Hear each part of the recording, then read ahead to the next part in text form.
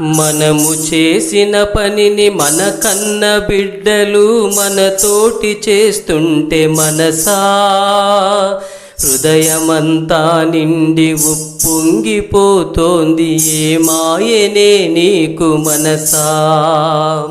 నీ తండ్రి వెనుక నువ్వు వేసిన అడుగులు గుర్తొచ్చేనా నీకు మనసా. ఎవరికైనా ఇది మధురానుభూతి, మరి నీవేమి అంటావే మనసా. సింది పెట్టిన విద్య మనతోటి ఆగక మన బిడ్డలను పలకరిస్తే, మనుగడిచ్చిన మొక్క మరువంక నీ ఇంట నాటవే మృదువైన మనసా, నాటవే మృదువైన మనసా.